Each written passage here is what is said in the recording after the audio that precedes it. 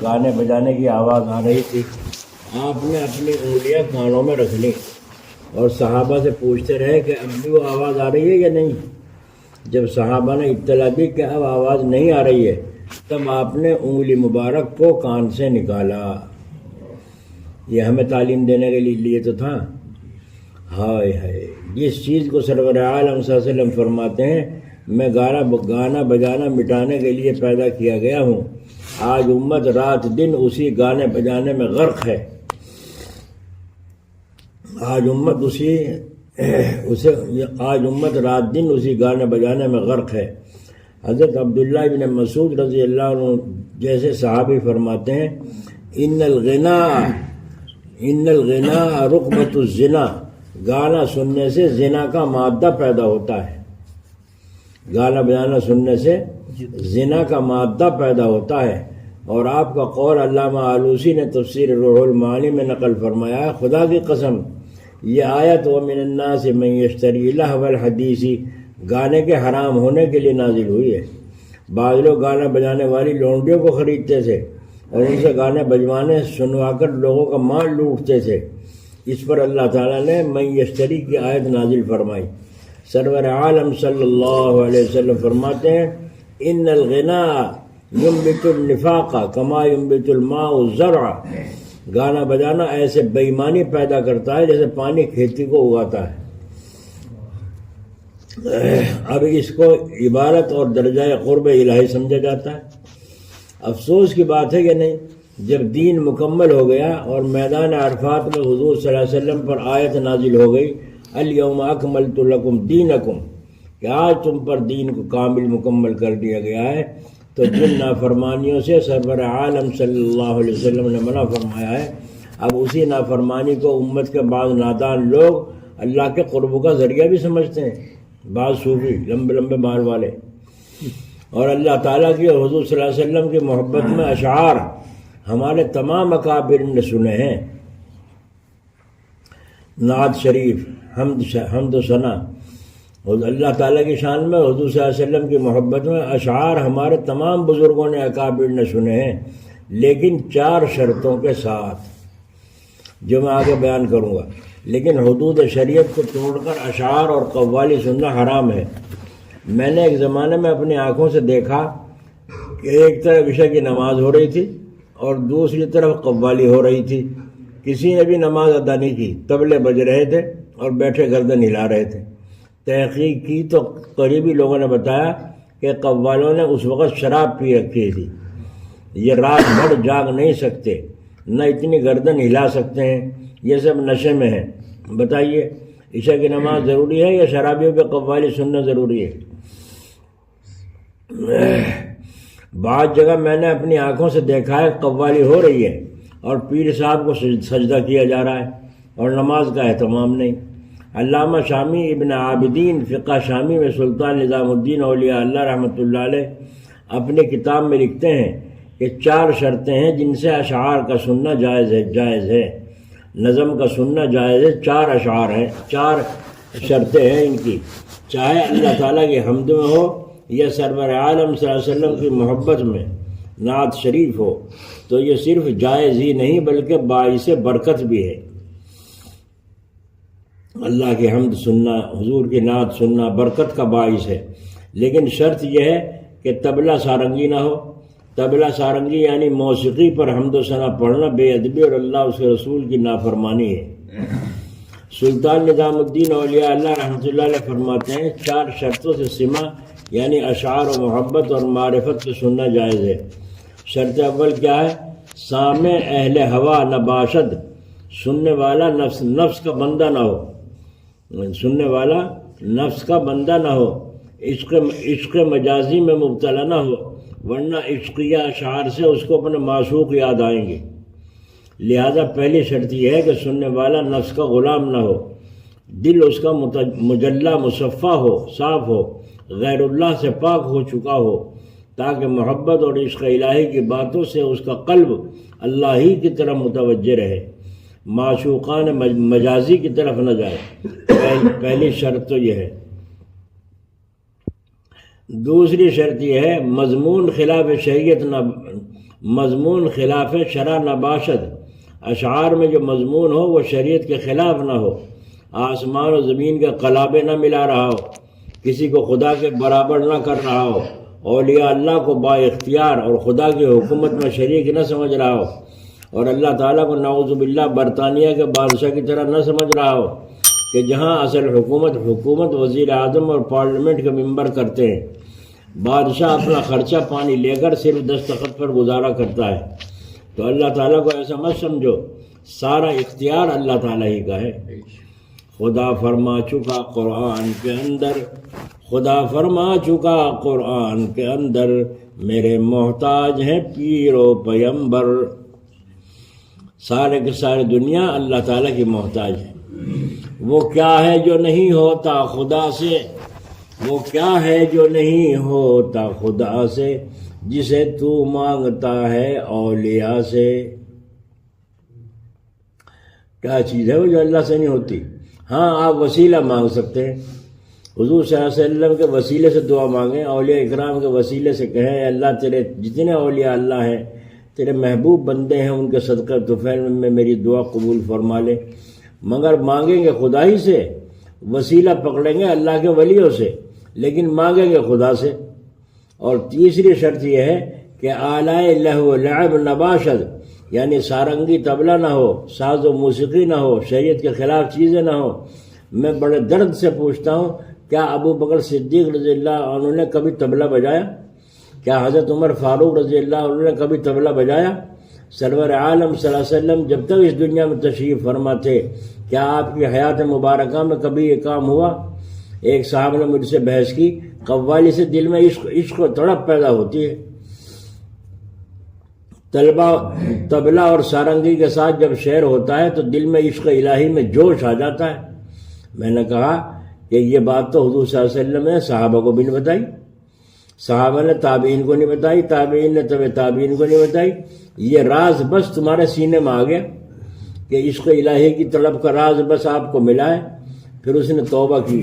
تو یہ بات کشمیر کے رہنے والے ایک صاحب کی ہے، ماشاءاللہ یہ اور ان کا سارا خاندان بدعات اور خلاف شرع باتوں سے تائب ہو گیا، توبہ کر لی ماشاءاللہ۔ چوتھی شرط یہ ہے مسمعن کودکو زن نباشد، یعنی جو اشعار سنا رہا ہے وہ بے داڑھی موچھ کا لڑکا نہ ہو اور عورت نہ ہو۔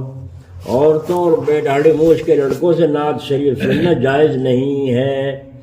عورت اگر قرآن شریف بھی سنائے تو عورت سے قرآن شریف کا سننا بھی جائز نہیں۔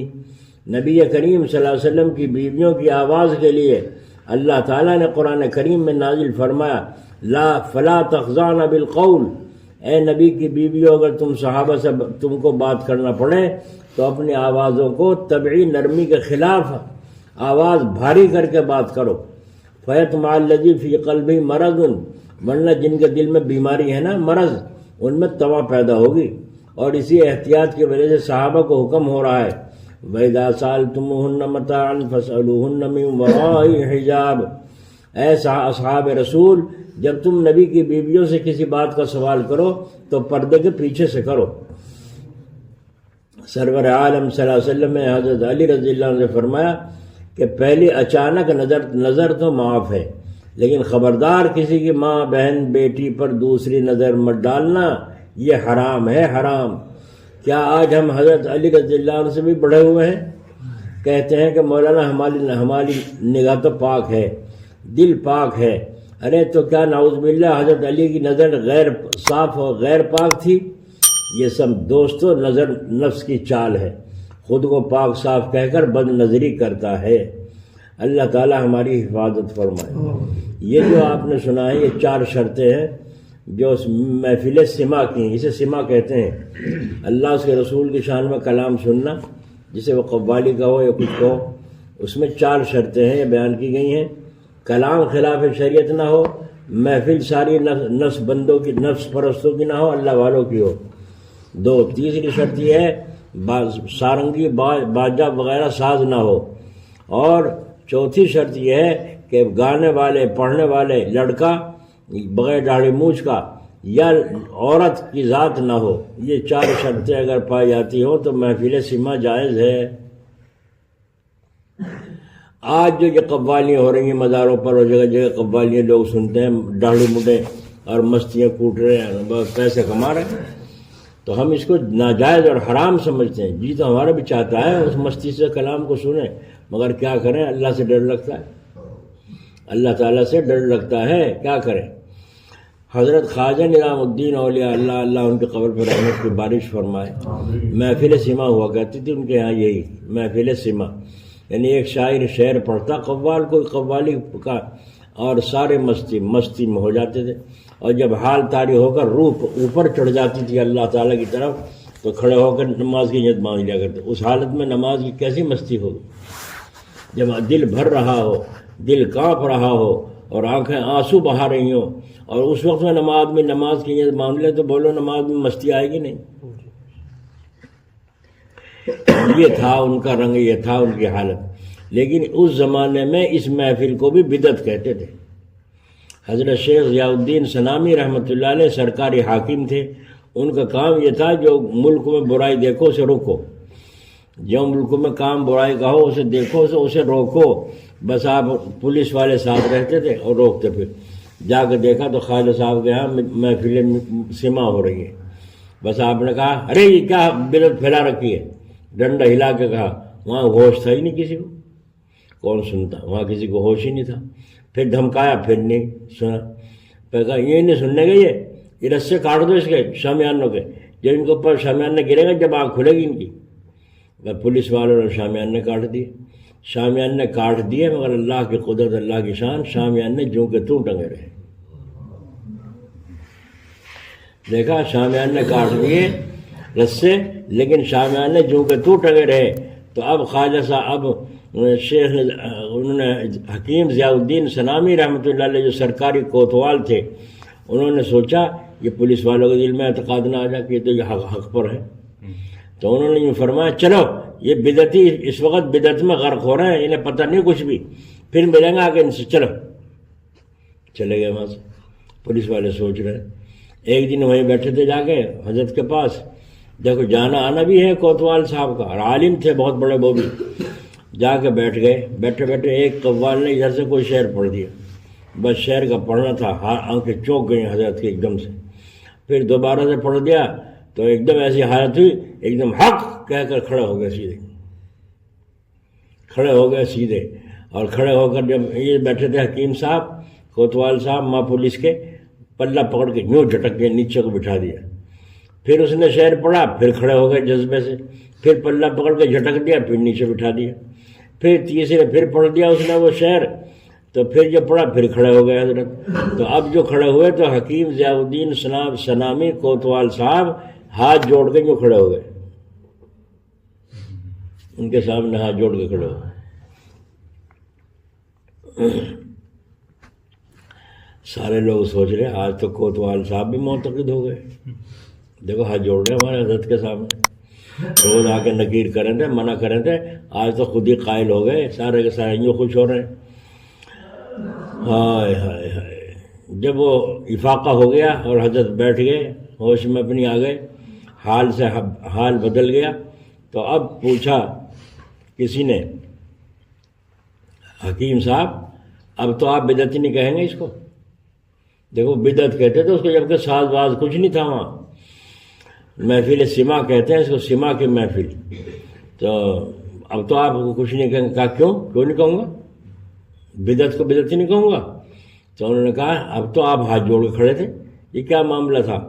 تو آپ نے فرمایا جب پہلی مرتبہ وہ اٹھے تو ان کی روح پہلے آسمان پہ پہنچ چکی تھی، وہاں تک میری بھی پہنچ تھی، میں دامن پکڑ کے زمین پہ لیا، پھر دوسری مرتبہ کھڑے ہوئے تو ساتویں آسمان پہ ان کی روح پہنچ چکی تھی، وہاں تک بھی میری پہنچ تھی، وہاں سے بھی کھینچ لا کہ تم فرشی ہو، نزول اختیار کرو، بندگی اختیار کرو، وہاں سے بھی کھینچ لا۔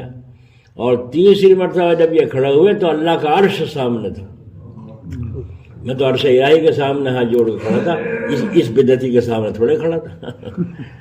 دیکھا آپ نے، یعنی اتنے سخت ہیں بدعت کے معاملے کہ سنت کے اس طرح محفل سما صحابہ نہیں کرتے تھے، تو جب صحابہ نہیں کرتے تھے حضور کے زمانے میں نہیں ہوتی تو بدعت ہوئی نہ ہوئی۔